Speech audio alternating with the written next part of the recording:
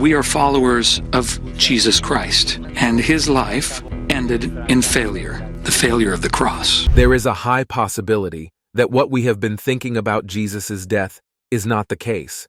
Well, that's according to the Pope. It came as one of the biggest shock when Pope Francis claimed that Jesus' death is not what we're being told in our churches. Not only that, but he even justified his claims by giving reasons behind it. So, stick around to find out what he meant by this.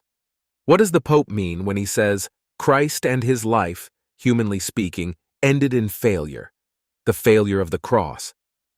According to the scriptures, we know that the Son of Man, Jesus, said, my God, why have you forsaken me?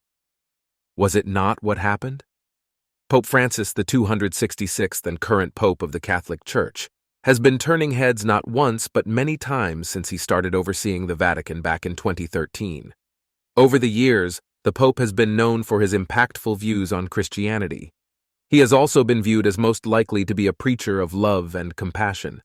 He's been a great sigh of relief to the often traditional Vatican and the whole Christian community worldwide. But what makes both believers and non-believers mesmerized is his most recent revelation. Why is the well-renowned Christian symbol, Pope Francis, saying that Jesus' death is not what we're being told? During Easter, the Pope, as a tradition, had to address his Christian followers on specific topics, and he did not fall short of what to say.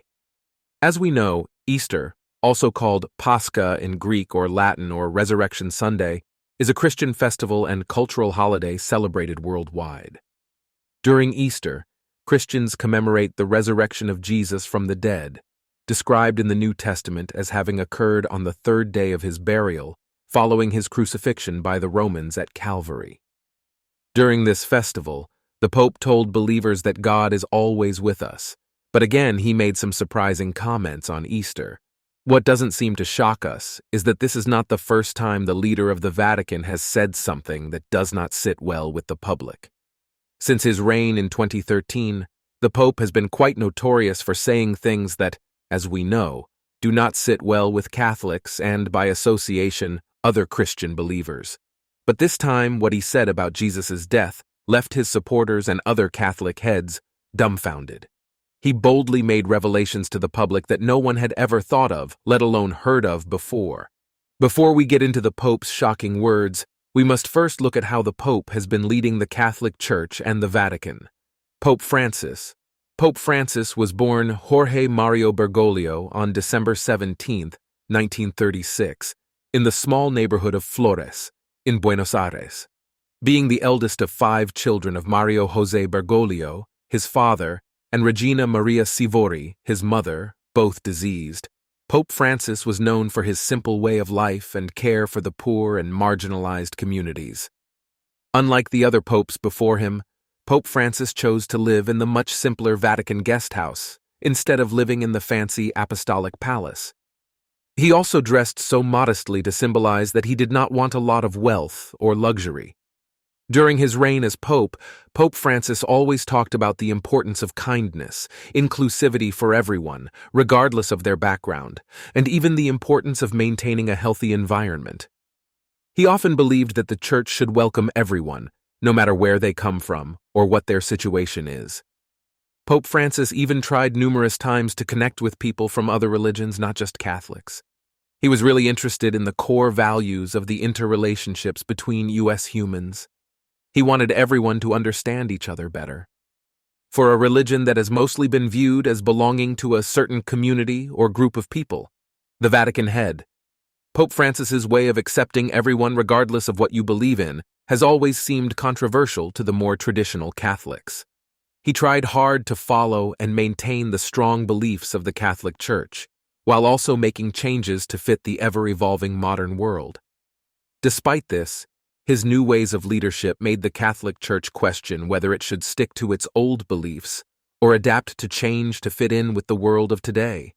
And although most people seemed okay with the Pope's inclusivity and modern world beliefs, some die-hard believers in the old Catholic ways didn't like the changes. They found it controversial. Unlike other popes before him, Pope Francis was not going to lead the people in the same way. He was clearly here to change their traditional ways and add a modern twist to it, However, he might have taken it a bit too far when he talked about Jesus' death not being what we're being told. Keep watching to find out more about this. The Pope's controversial teachings. But it seems like the arguments have somehow calmed down. This is after his most recent talk about Jesus Christ. Before we look at how the Pope's teaching has led the Catholic Church to calm down, let us look at why, in the first place, the Pope, his teachings, and way of life got so much controversy from the Catholic Church. As you all can imagine, trying to maintain the important traditional beliefs of the Catholic Church while also keeping a balance between the old teachings and modern life has been a big challenge for the Pope. Instead of only following the exact words written down as they are in the Bible, Pope Francis says these biblical stories have deeper meanings than what we understand, and that they can teach us valuable things about life today. He even wants Catholics to think deeper about the stories in the Bible. Take the book of Genesis, for example. In the beginning, when God created the heavens and the earth, 1-2, the earth was a formless void, and darkness covered the face of the deep, while a wind from God swept over the face of the waters, 1-3. Then God said, "Let there be light," and there was light. Pope Francis says this story of how the world came to be is not just about how things began. He also thinks it's a powerful story that teaches us about our special connection with God and our responsibility to care for the earth. Looking at the Bible in such light makes its teachings in our lives today more impactful. But not everyone is open to understanding it the same way the Pope urges us to. We have some, we call them conservatives, who think that the Holy Book should be understood just the way it is written, without thinking about its deeper meaning or relation to our lives. These conservatives tend to worry that the result of looking deeper into the Bible's stories will end up changing the basis of the beliefs of the Church as we know it. They say it's out of tradition. On the other hand, the people who are diehards of the Pope's way of leadership support Pope Francis, saying that understanding the deeper meanings of the Bible stories is what we need to do to relate to its teachings and make them even better and more relevant for today's world. On which side do you stand? As we already know, the Pope has had a lot of controversial teachings that have raised questions among the Catholic Church. In this light, we need to know some of the Pope's most controversial interpretations of the Bible. Some are much more reasonable, whereas others will outright shock you. What are these controversial teachings that have actually divided the Catholic Church you keep talking about? Keep watching to find out. Since his reign as Pope began, Pope Francis has been notorious for saying things that have always made people talk, especially Catholic believers. And although some of his statements usually sit well with the diverse Christian faith, it would be a lie to say this is true for all his words and teachings.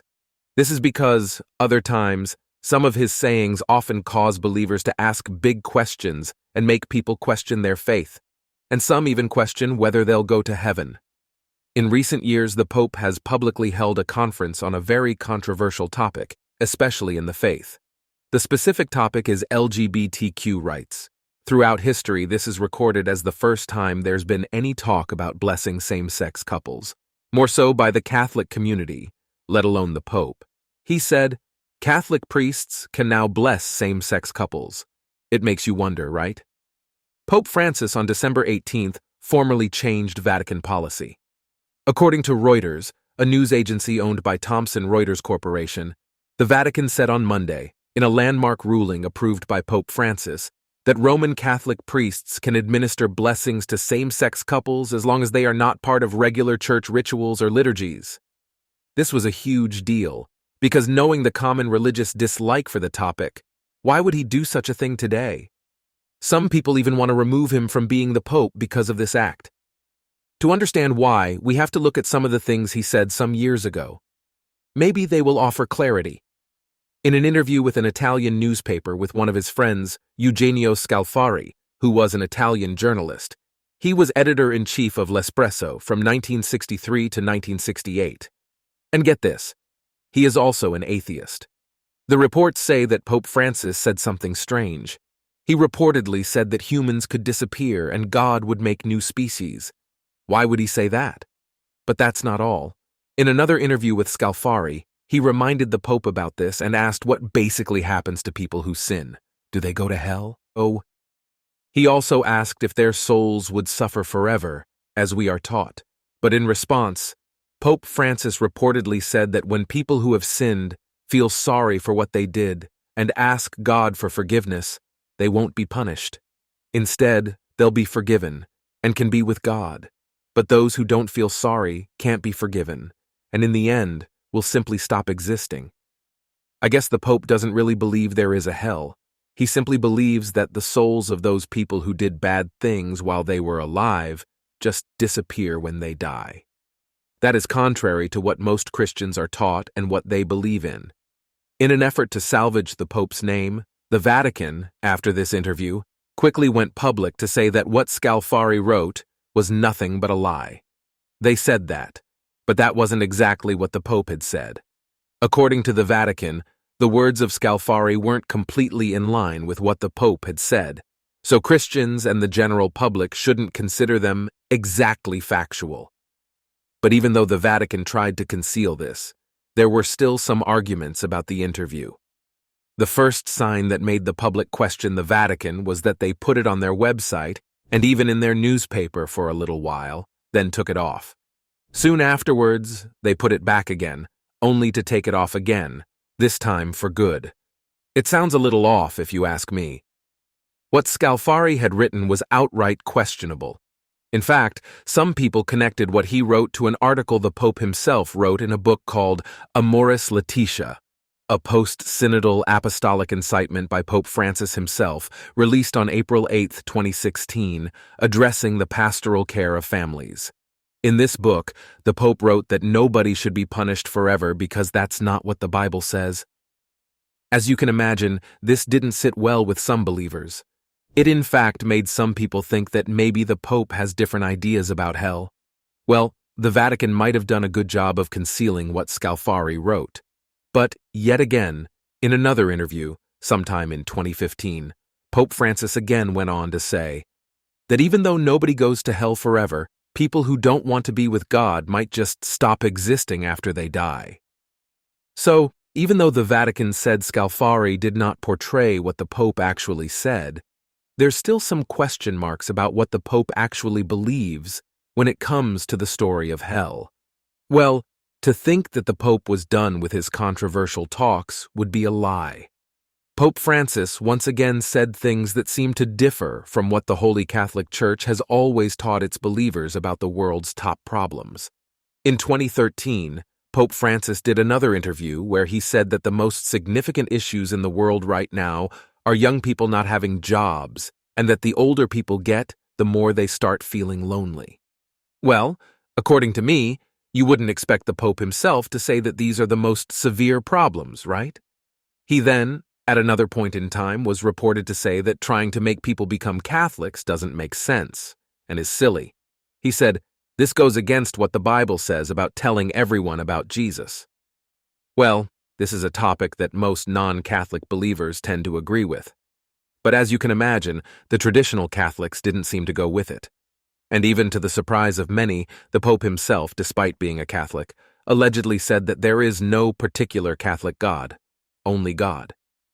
Although true in some light, it did seem to go against the idea that Catholicism is the only true religion. As expected, many Catholics were confused, and some were even upset by what the Pope reportedly said. They made it certain that they did not understand the Pope's reason to speak such.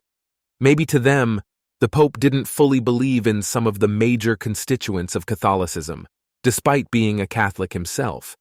Some people, to date, think that maybe the Pope has a different, more general view of spirituality that isn't strictly Catholic, which is contrary to what they believed. And if that were the case, for certain, not many would be surprised. Tell me, what do you feel about the Pope's public utterances so far? The Pope talks about abortion. While continuing with his beliefs, Pope Francis has over the years received more and more criticism. In the year 2016, in particular, the Pope got a lot of criticism because of his speech on a topic that has scared the Church as a whole, let alone the Catholic Church, for some time now. Okay, if you remember correctly, Pope Francis always says that abortion is undoubtedly a very wrongful act for both God and man. But this time around, with his focus on being kind and forgiving, he has caused many arguments in the Church. This specific year, during the Special Mercy Year, an extraordinary jubilee, to highlight the Catholic Church's mission to be a witness of mercy. The Pope said that priests could forgive women who had abortions. This was controversial in a number of ways. One, it was contradictory to his own words, as in March 2013, he stated that people cannot receive Holy Communion and at the same time act with deeds or words against the commandments, particularly when abortion, euthanasia, and other grave crimes against life and family are encouraged. For this reason, another significant dent was made in his progressive image as the Pope. He did not sit back, though. Later that year, Pope Francis went off script in his weekly address to the faithful who had gathered on St. Peter's Square to deliver his strongest criticism ever on the topic of abortion. To some people, this was a move that put his name back on their good books, but some still didn't forget the earlier incident. The Pope's view on money, I personally would really like to hear what the Pope thinks about money and how the world works. Pope Francis didn't hold back when asked to address the public about capitalism. Using terms like idolatry of the market, the Pope expressed his disagreement with the topic of money. He said it's not suitable for poor people, and hence it's a selfish idea. The Pope even said that when people start caring too much about money, cars, and phones, it takes them away from God. According to him, the world needs to be more fair for everyone to lead a comfortable life. Whether rich or poor, it shouldn't matter.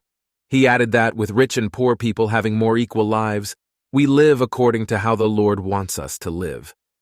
These words made the compassionate and the people who cared more about fairness and equity very happy. But still, despite the nature of humans these days, some people still disagree. They said that the Pope was talking too much about socialist ideas other than biblical teachings. The Pope's words on the death penalty. The Pope has had plenty of teachings over the years, but one of his most astounding moves yet was when he said that he was completely against the death penalty. In 2013, Pope Francis advocated that capital sentences be commuted to a lesser punishment that allows for time and incentives for the reform of the offender. This he acknowledged in 2018 when he said that the death penalty is always wrong, no matter the mistake of the offender. The Church, being sometimes an extension of the law, was not totally in agreement with the Pope's saying. According to some members, this was a major change for the Catholic Church. They felt like the Pope was trying to go against their beliefs, as before, they had said that the bill of the death penalty was okay in some situations. According to this, not everyone liked what the Pope said. Most of the people in the general public, and you'll be surprised that even in the same church, people criticized the Pope for going against their words. It was so bad that even some high-ranking Catholic scholars were really dissatisfied with Pope Francis. Scholars expressing concern, according to them, they thought that the Pope was going against important traditional Catholic beliefs. In fact, the Catholic scholars, along with some priests, wrote a letter saying that the Pope was going against the Church's teachings. It did not stop there. They went ahead to publish it on the 30th of April on the website LifeSite News, a Canadian Catholic conservative anti-abortion advocacy website and news publication. In the scholars' letter, they said, Pope Francis was preaching differently from Catholic teachings about marriage, sex, and forgiveness. They continued to say that this was not the first, but the third time they had to talk about the popes going against their will as the Church. The Pope versus Catholic priests and scholars.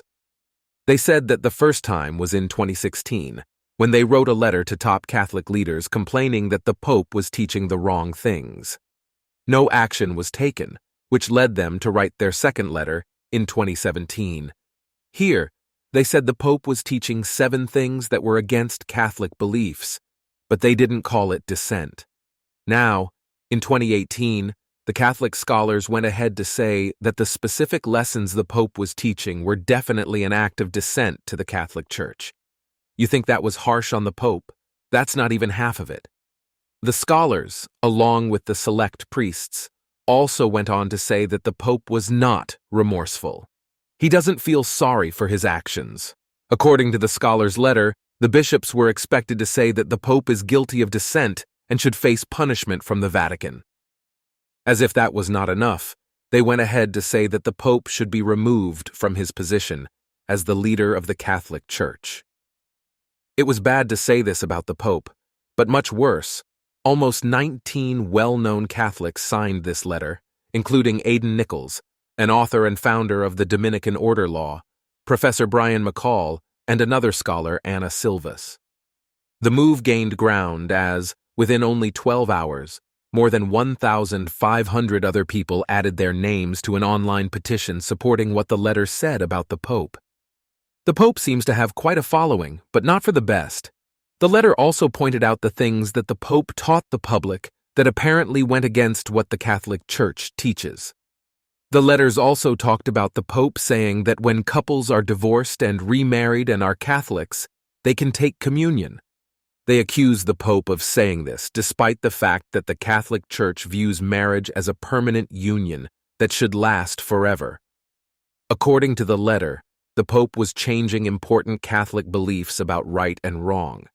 They thought he was making people think that what's right and wrong depends on each person instead of having clear rules from the Church. Let's look at what the supporters had to say when the issue of the letters got even more serious. Some of the supporters of the letter came up to say that they were bravely defending common Catholic beliefs. They say that the changes being made by Pope Francis are wrong and could confuse believers and even non-believers. But critics didn't just sit in silence. They boldly said that it was unfair to attack the Pope and his authority. What do you think? The revolution of the Church's ideologies, but we all have to agree. Pope Francis's ideas, though controversial at times, aren't new to us. They're and have always been part of a bigger revolution in the very Catholic Church.